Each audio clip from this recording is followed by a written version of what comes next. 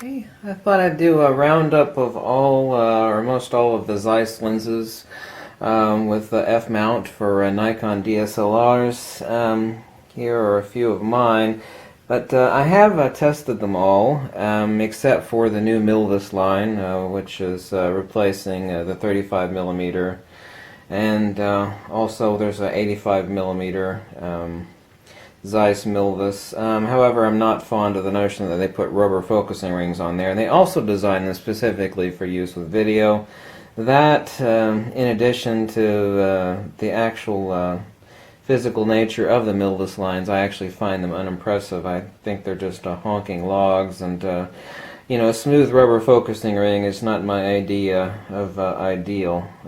Nothing degrades and deteriorates faster than rubber. I mean, hand lotion or anything else like that will obviously increase the deterioration of the rubber, but the actual lens geometry is not impressive. The only really awesome ultra-wide Zeiss, other than the 18 millimeter that I have here, is the German-made Zeiss Distagon 15 millimeter f2.8. It is rather impressive. It has an excessive amount of vignetting, but it is a $2,600 lens. So it's out of the budget for most people. It is a nice lens, but it's not $2,600 nice. I mean, if it were $1,500, I might even consider purchasing it. I have used it, but I did not find it that impressive. The Zeiss, on the other end of the spectrum, the Zeiss ZF2 Sonar 135 millimeter f2 actually didn't impress me that much at all. The Nikkor 135 millimeter f2 DC Nikkor. Now Nikon has the defocus control, quote unquote, patented for maximum bokeh control, but the lens I found to be equally sharp as the Zeiss. The micro contrast in the Zeiss 135 millimeter, I actually did not find it excessively impressive. I mean, for $1,800, you can actually buy a like new used 135 millimeter f2 Nikkor DC for, you know, well under half that, for about $700, $800. So that's another Zeiss loser. Not impressive at all. The other two Zeiss losers that I absolutely detested, the Zeiss Distagon 25 millimeter f2, excessive vignetting and not impressive at all. The two lenses that Nikon actually makes that far outclass the Zeiss is the 135 millimeter f2 DC, as I just mentioned, but the other one that far outclasses the Zeiss is the 20 millimeter f1.8G Nikkor. Far outclasses the Zeiss Distagon 21 millimeter f2.8, which of course is a manual focus lens. The Nikkor G, of course, is a fast autofocus lens. It is ultra wide. G-series, rather a plasticky construction, but I mean, we're talking about $700, and well, right now I think it's $800 new. I have one, but all agree that the 20mm 1.8G Nikkor far outclasses the Zeiss Distagon 21mm. So those are the only two Nikkor lenses where Zeiss is right in the pooper as far as compared to a Nikkor equivalence. But that, of course, is where it ends. I've told you before that I've got a couple of them here. Here's the 35mm f2, and here's another identical 35mm f2. This is the best lens I've ever owned, and God knows I've owned enough lenses. There have been about a dozen or so of you that have actually purchased this lens. You're all just happier than a pig in crap, happier than a pervert in a sex toy factory. Yeah, I've got a sense of humor. Let's see. Take the awfully designed Zeiss lens cap off of there. That's the Distagon f2 35mm Zeiss. Manual focus lens, all metal, all glass, absolutely divine in every attribute. It is interstellar in quality. It has been discontinued and replaced with the Milvus, and who knows what the output on that is like. Absolutely squeezed away on a couple of them. One lens, I've actually made a couple of videos on this as to also why this is far superior than the Nikkor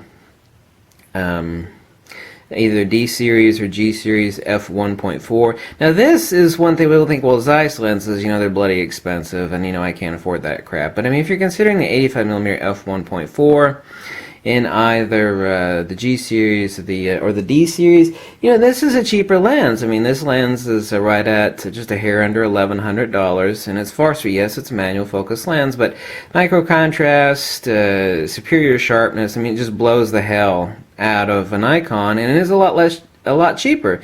This is $500 cheaper than the Nikon G Series f1.4. So the notion of buying that to manual focus and autofocus being irrelevant, since this is mostly going to be used in the studio setting. I mean, and if you don't know how to use manual focus lenses, then you've got an issue. So that's not my problem. That certainly is yours.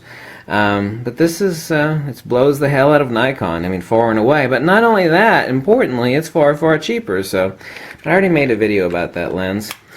Well, about all of these, actually. The next lens also been replaced, using a Nikon lens cap on this for obvious reasons. Superior to the Nikon 100mm, but we're talking about a lot of money. This is a $1,500 lens. This is the Zeiss, Carl Zeiss Macro Planar f2 100mm. This lens, as I've told you before in a prior video, will spank you if you don't know how to use it properly. It is picky. It is a manual focus lens. The throw on it is incredibly long. But if you know how to manually focus lenses and you learn how to use this girl, the output is absolutely exquisite, rather expensive. The one thing that I would say this is perfect for is for outdoor portraiture. Not so ideal, obviously, since you have no autofocus capability, but most macro work is manual focus anyway. Is that you're going to have issues with daring to try this on stand-up, two-handed flower shots, and trying to manually focus this. You're going to have to weave back and forth and learn the weaving technique. So, like I said, this lens is absolutely exquisite and divine, but it is expensive. But if you don't use it properly, it will spank you insofar as it's a professional lens. And I don't mean it's professional because it's expensive or because it's a Zeiss lens, because none of that crap means anything. I mean it's a professional lens, and that if you don't use it properly and intelligently with all your brain power, and trust me, if you use that lens you'll understand what I mean, it will spank you and it will frustrate you. 28mm is my other favorite focal length. Now, this lens is also not made anymore, but it can still be had. So 28mm f2 Distagon. It's a Zeiss. Rather cheap, absolutely exquisite. It certainly spanks the hell out of all the other Nikon 28mm.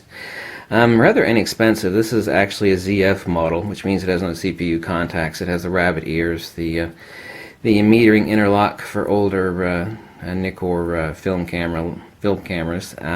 You're going to be had about $600 or $700. I think new it's $1,000 in the ZF2 model, not the ZF model, which this is. This can only be used in aperture priority and manual. All of these other Zeiss lenses are ZF2s, which have CPU contacts, which means they can be used in program mode, aperture priority, shutter priority, and manual mode.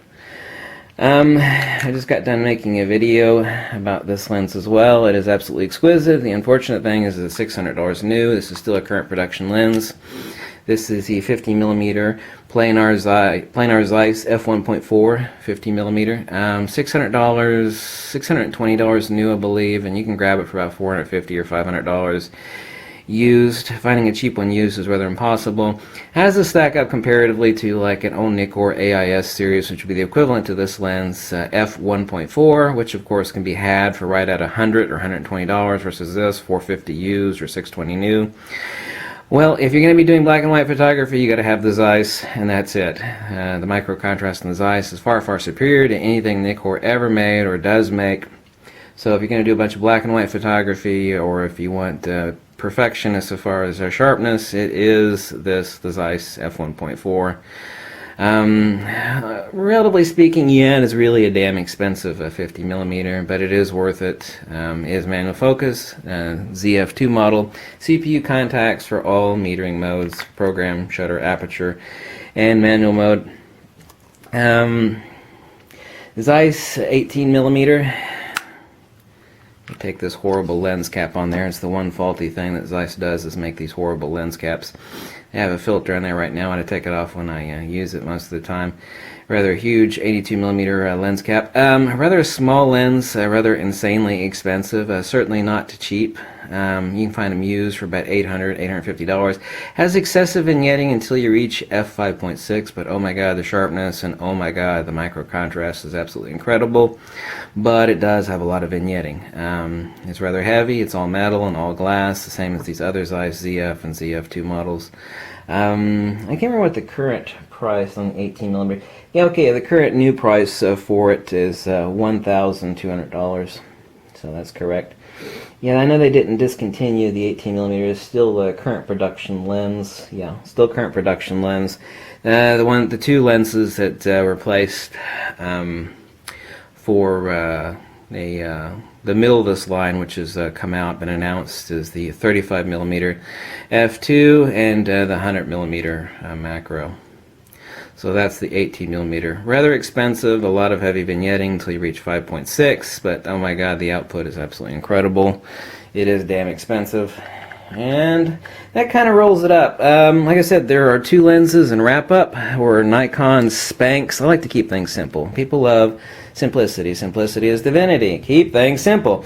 Two lenses that you would not consider from Zeiss, where Nikon just spanks the hell out of Zeiss, because the Zeiss makes perfection, but you know, every lens company produces some losers, and the two losers are the Nikon 135mm f2. That is the winner against the equivalent from Zeiss. So the Nikon is the winner in the 135mm against the Zeiss 135mm.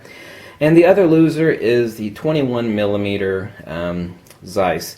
The Nikon 20mm f 1.8G at $800 just spanks the hell, and absolutely everybody that I know that have used both lenses agree that the Nikon spanks the hell out of the much more expensive Zeiss 21mm, which is the equivalent for that. The only lens that I don't have here that I would actually consider owning, you know, money being irrelevant, and you know, money's always an issue with most people, but you know, I found it borderline, but at $2,600, it's a little bit of, you know, I better not say that on camera. I would own the Zeiss 15mm. Now that's a lens that is made in Germany. It is $2,600. I have used it. I certainly do love it. It's a Zeiss Distagon T-stop 15mm f2.8. That's a ZF2 lens with CPU contacts. That lens, unlike these lenses which are made in Japan, that lens is made in Germany. But for $2,600, and considering the heavy vignetting at f2.8 and f4, even though it is exquisitely sharp, it really, you know, if it was $1,500, I would probably buy it. You know, if it was made in Japan, it would be $1,500, but it's not. The Germans love their exquisitely high prices, exchange rates, etc., etc., etc. So that would be the only lens that I have here. Money being irrelevant, you know, that I would buy, but I would only buy it at like $1,500 or $1,600. I would not pay its current asking price at right under $2,700. You know, I could buy another, well, I don't need that. I've already got more cameras than you can shake a stick. You know, that's as much as a Nikon D810. And if you don't have a D810, you know, buy a D810. There's no way I'd buy that lens. It's not worth it. But anyway, that's the Zeiss lens. Someone said multiple of Zeiss lenses would be Zeus. I first came up with Zeiss's, but someone had a better recommendation. They said the plural of Zeiss would be Zeus, which is rather applicable. Zeus, you know, god of thunder, etc., etc. Rather, you know, king of the gods. Rather applicable. But Zeiss does make some losers. The 25mm has a vignetting. It's not impressive. That's a loser. The Zeiss 21mm is a loser. And the two lenses were Nikon Spanx Zeiss is the 21mm. In the 20mm f 1.8G and the 135mm. That is where Nikon Spanx Zeiss. Anyway, thanks for watching. Like this video and drop me a buck or two. Go tell me jump off a cliff. Whatever makes you most happy. Catch you later. Bye.